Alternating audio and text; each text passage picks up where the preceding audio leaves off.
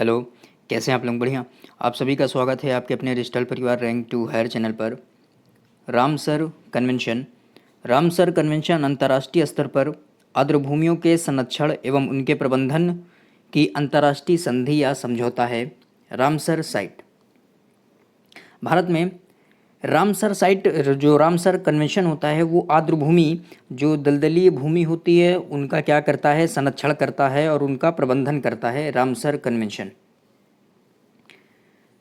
आइए एक एक करके भारत में जितने भी रामसर साइट्स हैं उनके बारे में देखेंगे और रामसर जो संधि समझौता हुआ कब हुआ उसके बारे में भी देखेंगे।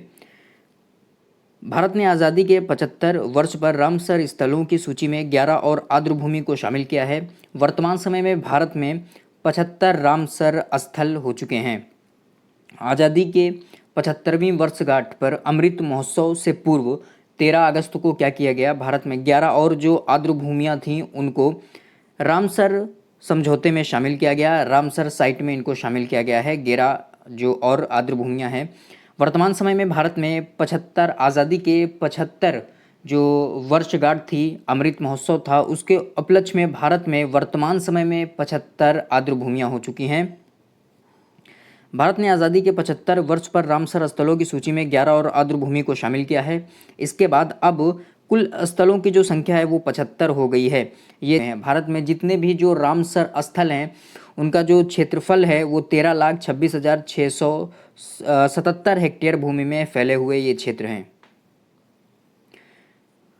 पर्यावरण, वन और जलवायु परिवर्तन मंत्रालय ने कहा कि जोड़े गए 11 नए स्थलों में 4 तमिलनाडु में हैं। अभी जो 13 अगस्त को जो आपके रामसर जो स्थल हैं उनको जोड़ा गया है, उसमें से जो 11 स्थलों में से 4 आपके तमिलनाडु में हैं, 3 उड़ीसा में, 2 जम्मू कश्मीर और एक महाराष्ट्र और मध्य प्रदेश में एक स्थल हैं। इन स्थलों को रामसर साइट में शामिल करने का रखरखाव करने में मदद मिलेगी और आर्द्रभूमि संसाधनों का बेहतर इस्तेमाल हो सकेगा। तमिलनाडु में सबसे अधिक 14 रामसर स्थल हैं। इसके बाद उत्तर प्रदेश में 10 रामसर स्थल हैं। वर्तमान समय में तमिलनाडु में सर्वाधिक रामसर स्थल हैं। वर्तमान में तमिलनाडु में 14 रामसर स्थल हैं और यूपी में, उत्तर प्रदेश में 10 रामसर स्थल हैं। रामसर साइट्स का उद्देश्य आर्द्रभूमि के एक अंतर्राष्ट्रीय नेटवर्क का विकास और रखरखाव करना है जो वैश्विक जैविक विविधता के संरक्षण और मानव जीवन को बनाए रखने में महत्वपूर्ण भूमिका अदा करता है। रामसर जो आर्द्रभूमि होती है वो वैश्विक जो जैव विविधता होती है उसके संरक्षण में और मानव जीवन को बनाए रखने में इसकी महत्वपूर्ण भूमिका होती है। आइए समझें कि रामसर संधि क्या है। What is Ramsar treaty?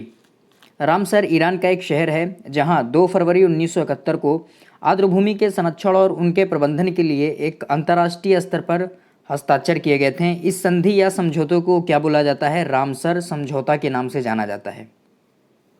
जो आपके ईरान के जो रामसर शहर है वहाँ पर 2 फरवरी 1971 को यह समझौता हुआ था। इस संधि का उद्देश्य संपूर्ण विश्व के सभी जो महत्वपूर्ण आर्द्रभूमि होती है उनका क्या संरक्षण प्रदान करना है, उसे संरक्षित करना है। यह समझौता 21 दिसंबर 1975 से प्रभाव में आया। जो 2 फरवरी 1971 को रामसर समझौता किया गया वो 21 दिसंबर 1975 से प्रभाव में आया। अब आर्द्रभूमियाँ क्या होती हैं उनको भी देख लेते हैं।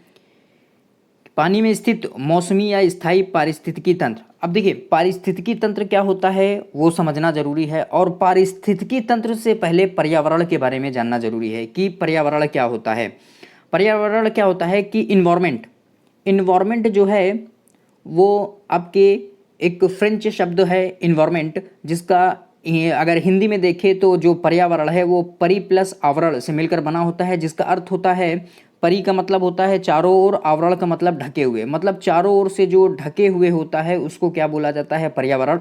और पर्यावरण का जो अधिनियम आया था 1986 में पर्यावरण संरक्षण अधिनियम आया था। पर्यावरण है क्या?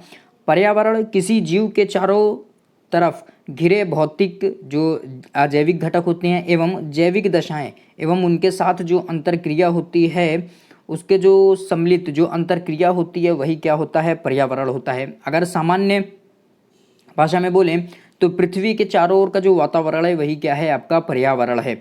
अब पर्यावरण को समझेंगे तभी जाकर हम पारिस्थितिकी तंत्र को समझ पाएंगे।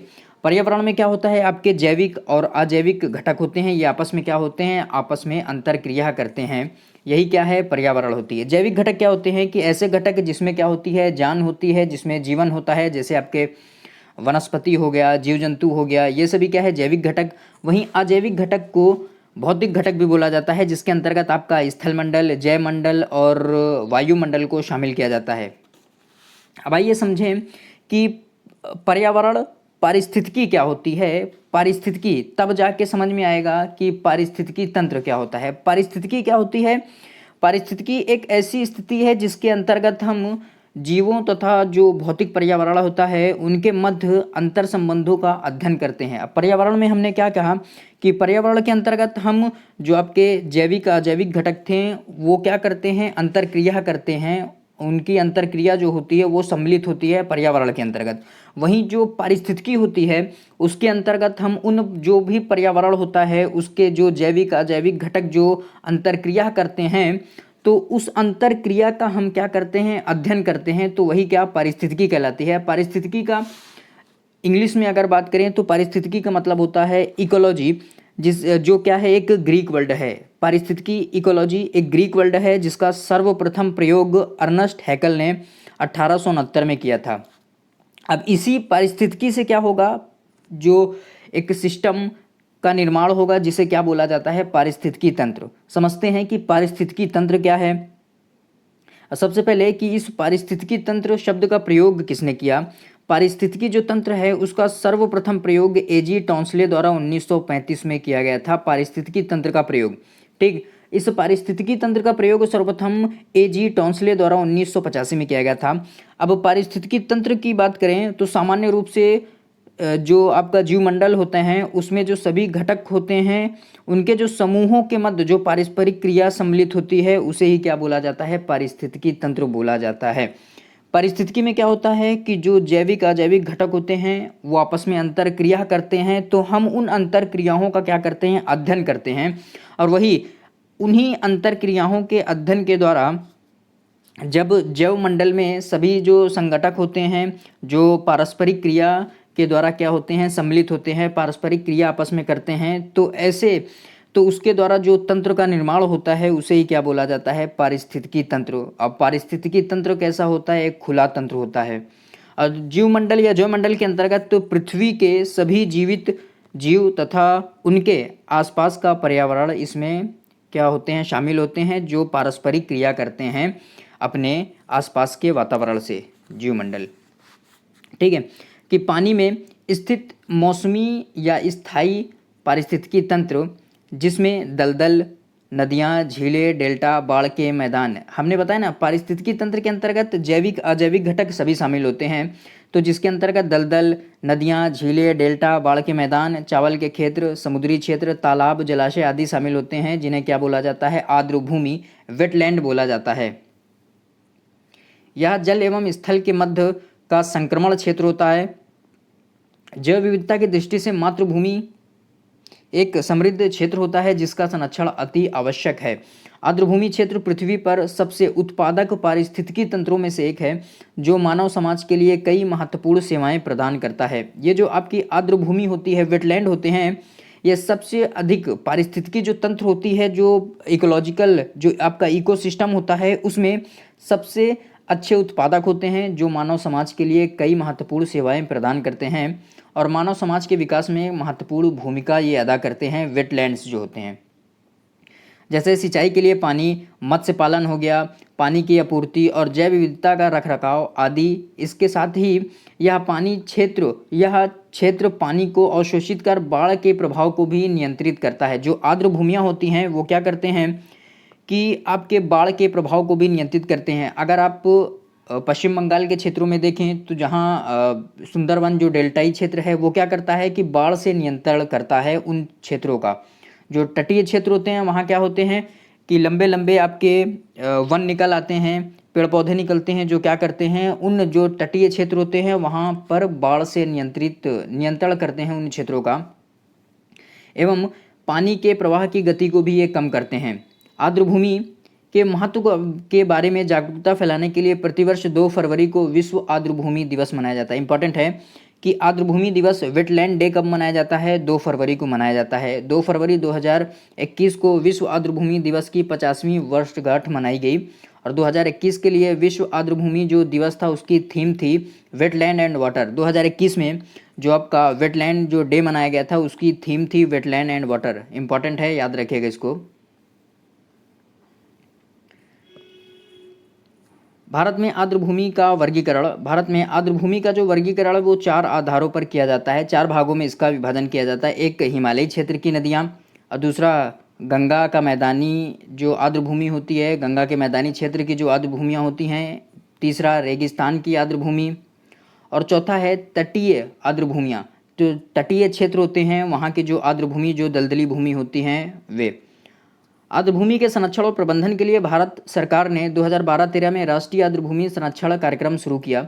इसके तहत भारत में आर्द्रभूमि के संरक्षण प्रबंधन के लिए महत्वपूर्ण कदम उठाए गए।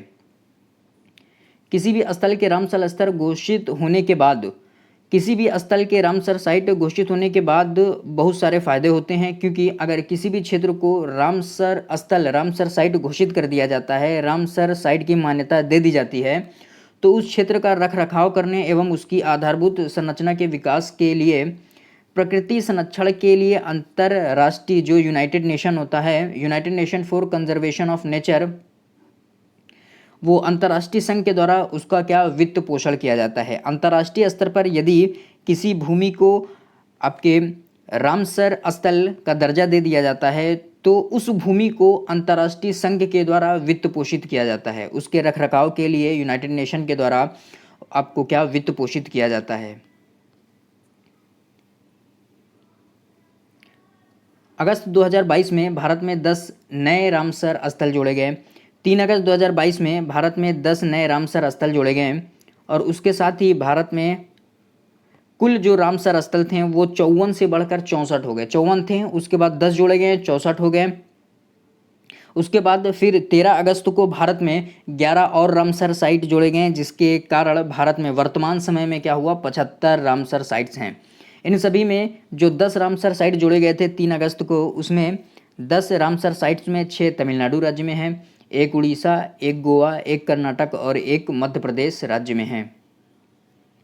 भारत ने आज़ादी के 75 वर्ष पर जो 75वां वर्षगांठ था उसको क्या आज़ादी का अमृत महोत्सव बोला गया है। तो आज़ादी के 75वें वर्षगांठ पर रामसर स्थलों की सूची में 11 और आर्द्रभूमि को शामिल किया गया है। इसके बाद इन रामसर स्थलों की जो संख्या है वो कुल 75 हो गई है। वर्तमान समय में भारत में कुल 75 रामसर साइट्स हैं। जुलाई 2022 में जोड़े गए 5 भारत के जो नए रामसर स्थल थे, आइए उन्हें देख लेते हैं क्योंकि ये इंपॉर्टेंट है। रामसर कंजर्वेशन के तहत जुलाई 2022 में भारत में नए 5 जो आर्द्रभूमि स्थल रामसर स्थल की सूची में जोड़ा गया है। 5 आर्द्रभूमि स्थलों में 3 आर्द्रभूमि स्थल तमिलनाडु राज्य में है। वर्तमान समय में 14 जो रामसर स्थल हैं, आर्द्र जो भूमियाँ हैं वो 14 आर्द्रभूमियों के कारण तमिलनाडु राज्य सर्वाधिक आर्द्रभूमियों रामसर साइट्स में सर्वाधिक आर्द्रभूमि वाला राज्य हो गया है, तथा 1 मिजोरम में है और 1 मध्य प्रदेश में है। जो 5 रामसर स्थल को आर्द्रभूमि जो स्थल हैं उनको रामसर साइट में शामिल किया गया है, जिसमें 3 तमिलनाडु राज्य में, 1 मिजोरम में और 1 मध्य प्रदेश राज्य में है। करिकिली पक्षी अभ्यारण्य, Pallikaranai Marsh reserve forest, Pichavaram mangrove, पाला आर्द्रभूमि और साक्ष्य सागर, ये हैं रामसर साइट्स इन इंडिया। 5 स्थलों के जो आर्द्रभूमि स्थल को घोषित किए जाने के पश्चात भारत में रामसर स्थलों की कुल संख्या 49 से बढ़कर 54 हो गई। उसके बाद 10 घोषित किया गया, कितनी हो गई, 64। फिर उसके बाद कितनी घोषित की गई, आपके 11। तो उसके बाद वर्तमान समय में टोटल 75 रामसर साइट्स हैं। 5 जो रामसर साइट्स हैं थी, जो आपके तमिलनाडु में 3 थी, उनको देख लेते हैं जो इम्पोर्टेंट है। करिकिली पक्षी अभ्यारण्य, करिकिली पक्षी अभ्यारण्य तमिलनाडु के कांचीपुरम जिले में स्थित है। एक क्या है, संरक्षित क्षेत्र, कंजर्वेटिव क्या है, क्षेत्र है, जो लगभग 100 प्रजातियों के पक्षियों का निवास स्थान है। जो करिकिली है वो तमिलनाडु के कांचीपुरम में स्थित है, जहाँ 100 प्रजातियों पक्षियों की 100 प्रजाति पाई जाती है आपके कांचीपुरम में, जो करिकिली पक्षी अभ्यारण्य है वहाँ पर। पल्लीकरनई मार्श रिजर्व फॉरेस्ट, यह आर्द्रभूमि स्थल तमिलनाडु के चेन्नई शहर में मीठे पानी का एक मार्श है, जो चेन्नई शहर का एकमात्र जीवित आर्द्रभूमि पारिस्थितिकी तंत्र है, इसलिए इम्पॉर्टेंट है। पूछा जा सकता है कि चेन्नई शहर का एकमात्र जीवित आर्द्रभूमि कौन सा है, जिसे आर्द्रभूमि जो रामसर साइट्स है उसमें आर्द्रभूमि के रूप में शामिल किया गया है। पल्लीकरनई मार्श रिजर्व फॉरेस्ट है। ये क्या है, मीठे पानी का। मीठा पानी क्या होता है कि ऐसा पानी जिसे हम क्या कर सकते हैं, पी सकते हैं, और ये तमिलनाडु का एकमात्र जीवित आर्द्रभूमि पारिस्थितिकी तंत्र है, Pallikaranai Marsh reserve forest. Pichavaram mangrove Bharat के तमिलनाडु राज्य के कुडालोर जिले के चिदंबरम शहर के निकट स्थित पिचवरम मैंग्रोव भारत के सबसे बड़े मैंग्रोव वनों में से एक है। यह स्थान तमिलनाडु के चेन्नई शहर से 243 किलोमीटर दूर तथा चिदंबरम जो शहर है उससे 15 किलोमीटर दूरी पर स्थित है पिचवरम मैंग्रोव। पाला आर्द्रभूमि मिजोरम राज्य में है। मिजोरम राज्य के सियाहा जिले के फुरा गांव में स्थित एक प्राकृतिक झील है। पाला आर्द्रभूमि जो है वो एक नेचुरल क्या है, लेक है, प्राकृतिक झील है। कहाँ, मिजोरम राज्य में स्थित है।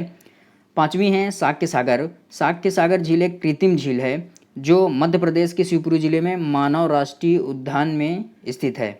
इंपॉर्टेंट है, साक्य सागर झील कहाँ है, मध्य प्रदेश में, और ये क्या है, एक कृत्रिम झील है। वहीं इससे पहले जो पाला आर्द्रभूमि है वो क्या है, एक प्राकृतिक झील है। याद रखिएगा, दोनों इंपॉर्टेंट है। जो मध्य प्रदेश के शिवपुरी जिले में मानव राष्ट्रीय उद्यान में स्थित है, जो मध्य प्रदेश के विंध्य पहाड़ियों का एक हिस्सा है, जिसके चलते यह झील मध्य प्रदेश के प्रमुख पर्यटक स्थलों में से एक है, जिसके कारण यह एक आकर्षण का केंद्र है। अगस्त 2021 में जोड़ी गई जो 4 रामसर स्थल थे, इंपॉर्टेंट हैं, इनको भी देख लेते हैं। 14 अगस्त 2021 को रामसर समझौते के तहत भारत की 4 नई आर्द्रभूमियों को रामसर साइट्स में शामिल किया गया था। ये कौन सी 4 रामसर साइट्स हैं, इनको देख लेते हैं। थोल झील वन्यजीव जो अभ्यारण्य है गुजरात में स्थित है। पूछा जाता है थोल, बदावन ये सब कहाँ स्थित है, गुजरात में।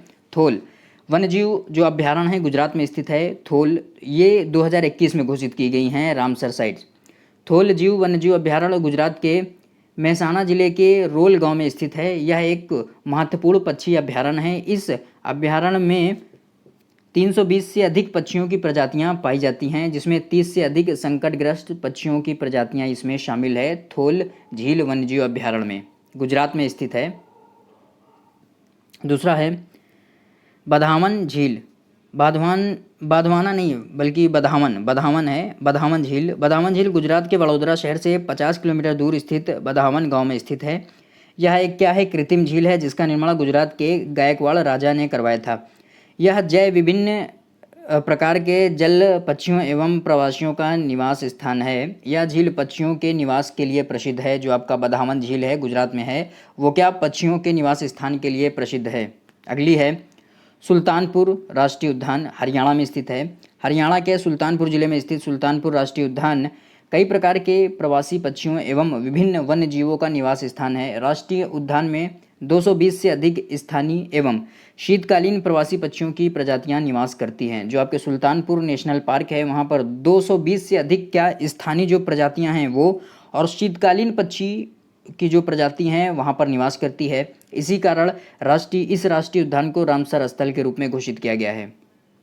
और अगली भिंडवास वन्यजीव अभ्यारण्य, ये भी कहाँ है, हरियाणा में स्थित है। भिंडवास पक्षी अभ्यारण्य अथवा भिंडवास वन्यजीव अभ्यारण्य हरियाणा के झज्जर जिले में स्थित एक महत्वपूर्ण पक्षी अभ्यारण्य है। यह हरियाणा राज्य का सबसे बड़ा आर्द्रभूमि स्थल है। याद रखिएगा, जो भिंडवास है वो हरियाणा का सबसे बड़ा आर्द्रभूमि स्थल है। यह अभ्यारण्य मानव निर्मित मीठे पानी की भूमि है। इस पक्षी अभ्यारण्य में 250 से अधिक पक्षियों की प्रजातियां निवास करती हैं। भिंडवास वन्यजीव अभ्यारण्य में हरियाणा में स्थित है। याद रखिएगा, ये सबसे बड़ा आर्द्रभूमि वेटलैंड स्थल है हरियाणा का भिंडवास। हैदरपुर जो वेटलैंड है उसको 47वां जो रामसर साइट घोषित किया गया था, और ये यूपी में स्थित है, इसलिए इंपॉर्टेंट है, देख लेते हैं इसको। 10 दिसंबर 2021 को यूपी के पश्चिम में स्थित हैदरपुर वेटलैंड को भारत का 47वां रामसर साइट घोषित किया गया था। जो इंपॉर्टेंट है उसको एक बार जिक्र कर दे रहे हैं, एक बार उसको दोहरा दे रहे हैं। जैसे आपका भारत में जो हरियाणा में भिंडवास हो गया, इंपॉर्टेंट है। अब हैदरपुर वेटलैंड यूपी में है, इंपॉर्टेंट है। 10 दिसंबर 2021 को उत्तर प्रदेश के पश्चिम में स्थित हैदरपुर वेटलैंड को भारत का 47वां रामसर साइट घोषित किया गया। इसके पूर्व में उत्तर प्रदेश में 9 रामसर साइटें थी। हैदरपुर को मिलाकर उत्तर प्रदेश में कितनी हो गई? 10 रामसर साइट हो चुकी हैं। वर्तमान समय में भी उत्तर प्रदेश में कितनी? 10 रामसर साइट हैं। अगस्त 2021 में 4 नई आर्द्र भूमियों को रामसर साइट में शामिल किया गया। उसके बाद रामसर साइटों की संख्या 46 हो गई। फिर उसके बाद हाल ही में फिर उत्तर प्रदेश के हैदरपुर में जो 47वीं रामसर साइट थी उसको शामिल किया गया। फिर 2020 में लद्दाख के शोकर भूमि को भारत के 42वें रामसर साइट के रूप में मान्यता दी गई। इंपॉर्टेंट है जो आपका लद्दाख का शोकर जो वेटलैंड है उसको 42वीं रामसर साइट के रूप में मान्यता दी गई थी, याद रखिएगा इसको, इंपॉर्टेंट है। वर्ष 2022 में जोड़े गए भारत के 17 जो रामसर साइट हैं, 2022 में 17 रामसर साइट जोड़े जा चुके हैं। विश्व आर्द्र भूमि दिवस के अवसर पर केंद्रीय पर्यावरण, वन और जलवायु परिवर्तन मंत्री भूपेंद्र सिंह यादव ने भारत में 2 नई रामसर साइट की घोषणा की। इन्होंने गुजरात राज्य में स्थित खिजड़िया वन्यजीव अभ्यारण्य और उत्तर प्रदेश में खिजड़िया आपके गुजरात में है और उत्तर प्रदेश राज्य में बखीरा वन्यजीव अभ्यारण्य को 2 नई रामसर साइट का दर्जा दिया था। इसके बाद भारत में कितनी? 49 रामसर साइट हो गई थी। फिर जुलाई 2022 में 5 नए स्थलों को शामिल किया गया, जिसके बाद भारत में रामसर स्थल की संख्या 54 हो गई। फिर क्या 3 अगस्त को 10 जोड़ी गई, 64 हो गई। उसके बाद भारत में 13 अगस्त 2022 को आज़ादी के जो अमृत महोत्सव है उससे पूर्व, क्योंकि आज़ादी का 75वां वर्षगांठ मनाया जा रहा था, तो इससे पूर्व 13 अगस्त को 11 और रामसर साइट्स घोषित की गई। तो वर्तमान समय में भारत में 75 रामसर साइट्स हैं। आइए उन 75 रामसर साइट्स को देख लेते हैं एक एक करके। सबसे पहली भारत की, इंपॉर्टेंट है, याद रखिएगा, भारत की सबसे पहली जो रामसर साइट है चिल्का झील है, उड़ीसा में स्थित है। 1981 में इसको रामसर साइट का दर्जा दिया गया। कि आपकी जो दूसरा है केवलादेव राष्ट्रीय उद्यान राजस्थान में है, 1981 में इसको भी घोषित किया गया। परंतु पहली जो आपकी रामसर साइट है वो चिल्का झील है, उड़ीसा में है, याद रखिएगा। तीसरी लोकटक झील मणिपुर में है, 1990 में इसको घोषित किया गया। वुलर झील जम्मू कश्मीर में है, 1990 में इसको घोषित किया गया। हरिके झील पंजाब में है, 1990 में इसको रामसर साइट घोषित किया गया। सांभर झील राजस्थान में है, 1990 में इसको रामसर साइट घोषित किया गया। 7वीं है कंजली झील पंजाब में है, 2002 में इसको घोषित किया गया। 8वीं रोपड़ आर्द्रभूमि पंजाब में है, 2002 में इसको आर्द्रभूमि का दर्जा दिया गया। कोलेरू झील आंध्र प्रदेश में है, 2002 में इसको घोषित किया गया। दीपोर बिल असम में है, 2002 में, इंपॉर्टेंट है, याद रखिएगा। दीपोर बिल कहाँ पर है? आर्द्रभूमि कहाँ पर है? असम में है, 2002 में इसको आर्द्रभूमि का दर्जा दिया गया। पोंग बांध झील हिमाचल प्रदेश में है, 2002 में इसको आर्द्रभूमि का दर्जा दिया गया। तो मोरीरी झील कहाँ है? लद्दाख में स्थित है, 2002 में इसको आर्द्रभूमि का दर्जा दिया गया। अष्टमुड़ी झील कहाँ है? केरल में, 2002 में इसको आर्द्रभूमि का दर्जा दिया गया। सस्थम कोट्टा झील कहाँ है? केरल में स्थित है, 2002 में इसको आर्द्रभूमि का दर्जा दिया गया। 15वीं है वेम्बनाथ कोल आर्द्रभूमि, केरल में है, 2002 में इसको आर्द्रभूमि का दर्जा दिया गया। भोज कहाँ स्थित है? मध्य प्रदेश में, 2002 में इसको आर्द्रभूमि रामसर साइट का दर्जा दिया गया। भीतरकणिका उड़ीसा में है, 2002 में इसको रामसर साइट का दर्जा दिया गया। 18वीं है पॉइंट कैलीमेरे वन्यजीव और पक्षी अभ्यारण्य तमिलनाडु में है, 2002 में इसको रामसर साइट घोषित किया गया। 19वीं पूर्व कोलकाता आर्द्रभूमि पश्चिम बंगाल में है। नाम से ही है कि पूर्व कोलकाता जो आर्द्रभूमि है कहाँ स्थित है? पश्चिम बंगाल में, 2002 में इसको आर्द्रभूमि का दर्जा दिया गया।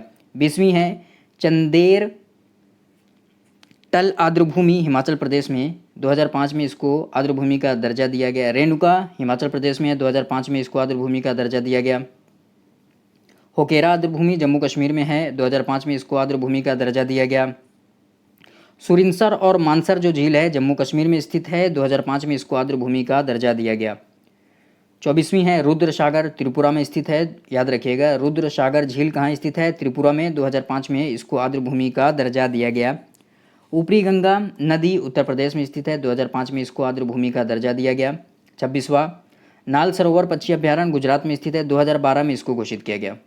सुंदरवन डेल्टा पश्चिम बंगाल में है, 2019 में इसको रामसर साइट घोषित किया गया। 28वां है नंदूर मध्यमेश्वर महाराष्ट्र में स्थित है, 2019 में इसको रामसर स्थल घोषित किया गया। और 29वां है केशोपुर मियानी कम्युनिटी रिजर्व पंजाब में स्थित है, 2019 में इसको रामसर साइट घोषित किया गया। 30वां है नांगल वन्यजीव अभ्यारण्य पंजाब में स्थित है, 2019 में इसको घोषित किया गया। व्यास संरक्षण रिजर्व जो है पंजाब में स्थित है, 2019 में इसको रामसर साइट घोषित किया गया। नवाबगंज पक्षी अभ्यारण्य उत्तर प्रदेश में स्थित है, 2019 में इसको रामसर साइट का दर्जा दिया गया। 33वां है सांडी पक्षी अभ्यारण्य उत्तर प्रदेश में, 2019 में इसको घोषित किया गया। समसपुर पक्षी अभ्यारण्य उत्तर प्रदेश में इंपॉर्टेंट है, ये सब पूछा जाता है। नवाबगंज, सांडी, समसपुर ये सब कहाँ स्थित है? उत्तर प्रदेश में, 2019 में इनको घोषित किया गया रामसर साइट। और समन पक्षी अभ्यारण्य उत्तर प्रदेश में स्थित है, 2019 में इसको रामसर साइट का दर्जा दिया गया। पार्वती अर्गा पक्षी अभ्यारण्य उत्तर प्रदेश में, 2019 में इसको घोषित किया गया, रामसर साइट का दर्जा दिया गया। सरसई झील उत्तर प्रदेश में स्थित है, ये सभी लाइन से क्या है? उत्तर प्रदेश में स्थित है, इंपॉर्टेंट है, याद रखिएगा, जिसे 2019 में रामसर साइट का दर्जा दिया गया। आसन कंजर्वेशन रिजर्व उत्तराखंड में स्थित है, 2020 में इसको घोषित किया गया। काबर ताल बिहार में स्थित है, 2020 में इसको घोषित किया गया। लोनार झील महाराष्ट्र में स्थित है, 2020 में इसको रामसर साइट का दर्जा दिया गया। सुर सरोवर आगरा में स्थित है, ये उत्तर प्रदेश के आगरा में स्थित है, 2020 में इसको रामसर साइट का दर्जा दिया गया। सोकर आर्द्रभूमि ये लद्दाख में स्थित है, 2020 में इसको आर्द्रभूमि का दर्जा दिया गया। बधावन गुजरात में स्थित है, 2021 में इसको आर्द्रभूमि का दर्जा दिया गया। थोल झील वन्यजीव अभ्यारण्य गुजरात में स्थित है, 2021 में इसको भी घोषित किया गया। सुल्तानपुर नेशनल पार्क हरियाणा में है, 2021 में इसको भी घोषित किया गया। भिंडवास हरियाणा में स्थित है, 2021 में भिंडवास को भी आपके रामसर साइट का दर्जा दिया गया। हैदरपुर वेटलैंड उत्तर प्रदेश में स्थित है। 47वीं याद रखिएगा, 47वीं आपके रामसर साइट हैदरपुर वेटलैंड है, उत्तर प्रदेश में स्थित है, 2021 में इसको दर्जा दिया गया वेटलैंड का। रामसर कन्वेंशन में इसको रामसर जो साइट है उसमें शामिल किया गया। बखीरा वन्यजीव अभ्यारण्य उत्तर प्रदेश में, 2022 में इसको शामिल किया गया वेटलैंड में। उसके बाद 49वां है खिजड़िया वन्यजीव अभ्यारण्य गुजरात में है, 2022 में इसको रामसर साइट में शामिल किया गया। जो आपका 50वें नंबर की है करिकिली पक्षी अभ्यारण्य तमिलनाडु में है, 2022 में इसको शामिल किया गया। अब पल्ली Karnai Marsh reserve forest Tamil Nadu में है, 2022 में इसको शामिल किया गया। पिचवरम मैंग्रोव तमिलनाडु में है, 2022 में इसको शामिल किया गया। अब सभी जो हैं 2022 में इनको शामिल किया गया है। पाला आर्द्रभूमि मिजोरम में है, 2022 में शामिल। साक्य सागर मध्य प्रदेश में है, याद रखिएगा, साक्य सागर पूछा जा सकता है। और पाला जो आर्द्रभूमि है मिजोरम में है, ये भी पूछा जा सकता है। प्राकृतिक झील है, 2022 में इनको शामिल किया गया। कुंथनकुलम पक्षी अभ्यारण्य तमिलनाडु में है, 2022 में इसको शामिल किया गया। मन्नार की खाड़ी समुद्री बायोस्फीयर तमिलनाडु में है, 2022 में इसको शामिल किया गया। 57 नंबर का है उदय मार्थदपुरम पक्षी अभ्यारण्य तमिलनाडु में है, 2022 में इसको शामिल किया गया। वेदांग थंगल पक्षी अभ्यारण्य तमिलनाडु में है, 2022 में इसको शामिल किया गया। 59 है वेलोड पक्षी अभ्यारण्य तमिलनाडु में है, 2022 में इसको शामिल किया गया। 60वें नंबर का है वेम्बतूर वेटलैंड कॉम्प्लेक्स तमिलनाडु में है, 2022 में इसको शामिल किया गया। और 61वां है सतकोसिया गॉर्ज उड़ीसा में है, 2022 में ये भी शामिल है। और 62 है नंदा झील गोवा में है, 2022 में। इंपॉर्टेंट है ये गोवा वाला नंदा झील। 63वें नंबर की है रंगनाथितु वीएस कर्नाटक, 2022 में इसको शामिल किया गया। सिरपुर आर्द्रभूमि मध्य प्रदेश में है, 2022 में इसको शामिल किया गया। 65वीं जो है तंपारा झील 300 हेक्टेयर में फैली हुई है, उड़ीसा में स्थित है। और 66वीं हीराकुंड भी कहाँ है? उड़ीसा में स्थित है। अनसुपा जो झील है वो भी कहाँ? उड़ीसा में स्थित है। 3 उड़ीसा में है। उसके बाद आपकी जो यशवंत सागर जो झील है वो मध्य प्रदेश में स्थित है। 2022 में ये सब घोषित हैं। अभी 13 अगस्त को घोषित किया गया है, आज़ादी के अमृत महोत्सव से पूर्व इसको घोषित किया गया है। 69वीं चित्रागुंडी पक्षी अभ्यारण्य तमिलनाडु में स्थित है। सुचिंद्रम थेरूर वेटलैंड कॉम्प्लेक्स कहाँ स्थित है? तमिलनाडु में। वडुवूर पक्षी अभ्यारण्य तमिलनाडु में है। कांजीरकुलम पक्षी अभ्यारण्य आपका तमिलनाडु में है। उसके बाद 73वें नंबर का है थाने क्रीक, महाराष्ट्र में स्थित है। ये 2022 में ये सभी शामिल हैं, 13 अगस्त 2022 को। 74 Haigam wetland conservation reserve Jammu Kashmir में स्थित है। और 75वां आपकी जो है शालबुग वेटलैंड कंजर्वेशन रिजर्व, ये भी कहाँ स्थित है? आपके जम्मू कश्मीर में। ये हाइगम और शालबुग है, इंपॉर्टेंट है, याद रखिएगा इनको। ये सभी जम्मू कश्मीर में स्थित हैं। ये थे भारत के जो 75 महत्वपूर्ण जो रामसर स्थल हैं उनके बारे में हमने चर्चाएं कर ली है। कैसी लगी आपको वीडियो को लाइक शेयर कमेंट कीजिएगा, चैनल को सब्सक्राइब कीजिएगा। Thank you.